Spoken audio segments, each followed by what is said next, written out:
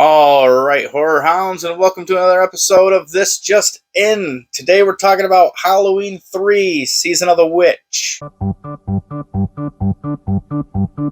Happy Halloween, Halloween, Halloween. Going to be doing the ins and outs on this video as well, like we have the previous two. And as everybody knows, this is the one without Michael Myers.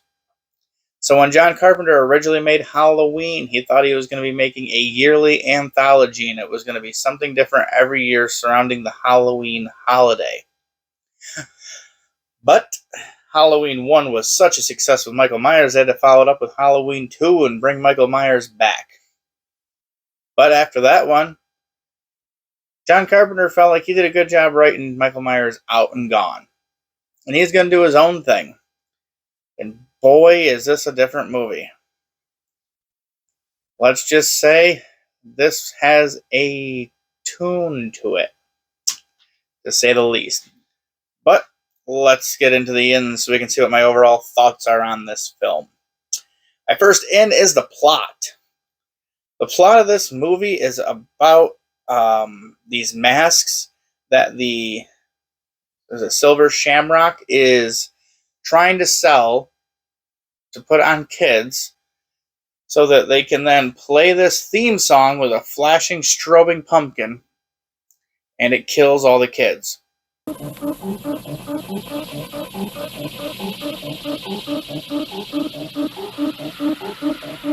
That's the sacrifice that the bad guy in this film, whose name is Conal Cochran, and Mr. Cochran wants to sacrifice all the children to get things back to how things were before. Because Halloween was known for its bloodshed. When the hills ran red. One of the lines he uses in this movie.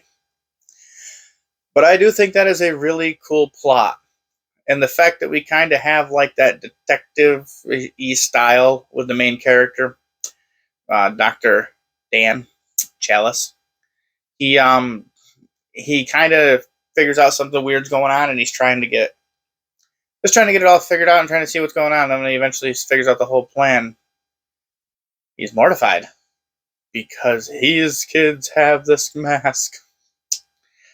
But overall, the plot of this movie, I do like. I do like the idea of, hey, there's this mastermind building this idea to kill children on Halloween.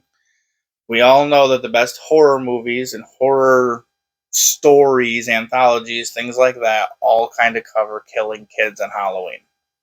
They're usually always the more impactful one. Because we can relate when we were kids, and as you become an adult, most of us have kids. So you kind of have a connection there. My other in for this movie is the masks. I actually like the design of the masks. The pumpkin one's a little doofy, but the pumpkin, the witch, and the skull, I think they're all really neat. They're made well, and what they end up doing in the end, when that song plays and turning heads into, was it like crickets and roaches and snakes and all these little bugs and stuff, kind of just like melts their head down. It's a neat little concept. I like the masks. All right, so now we're going to go to the things that I'm mixed on. The first one is the theme.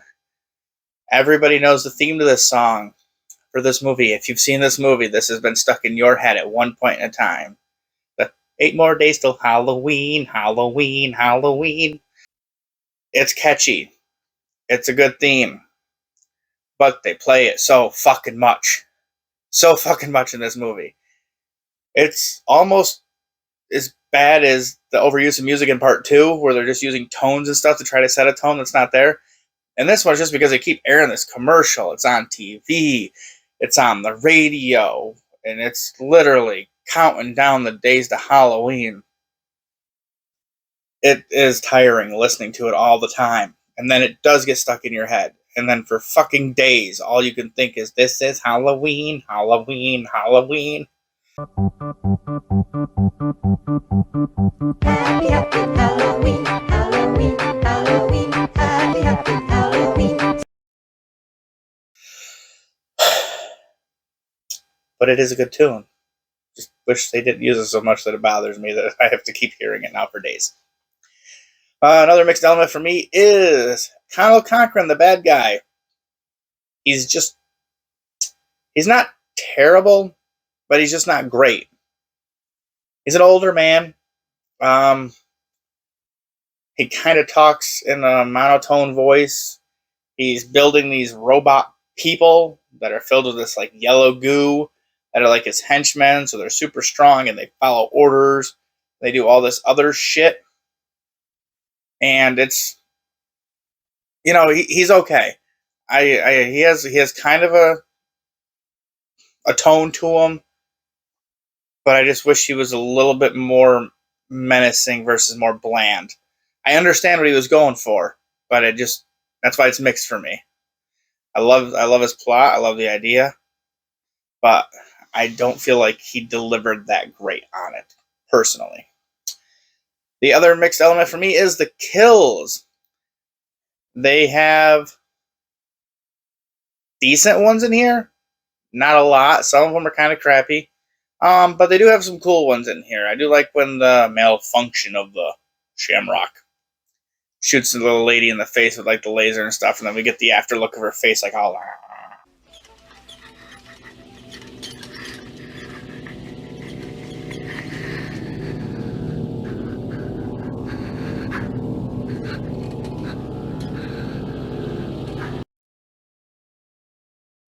And she's got little bugs crawling out of her mouth.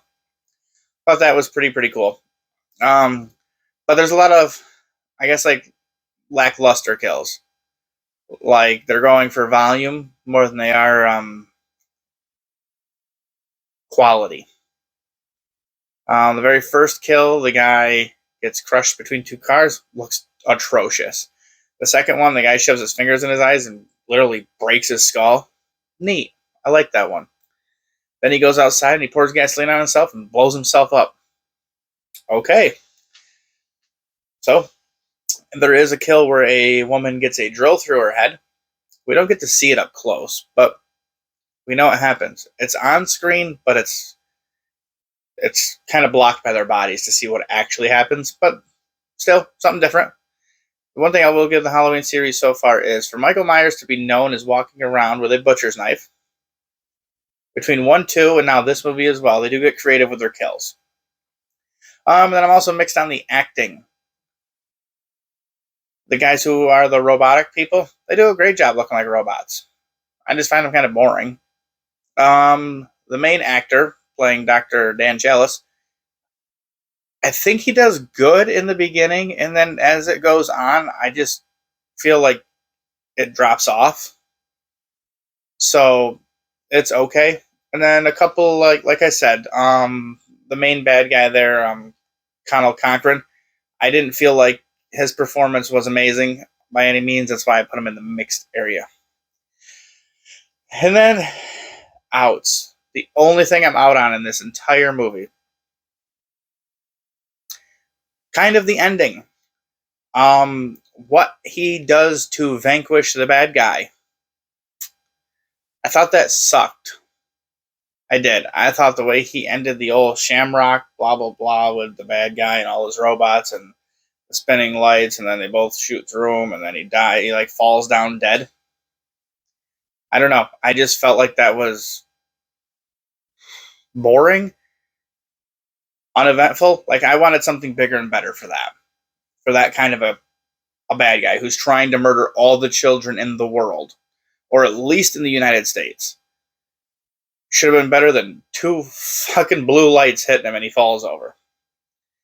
But then, as he's driving away with the girl who's alongside him this entire movie, she attacks him because, hey, she's a robot just cuz.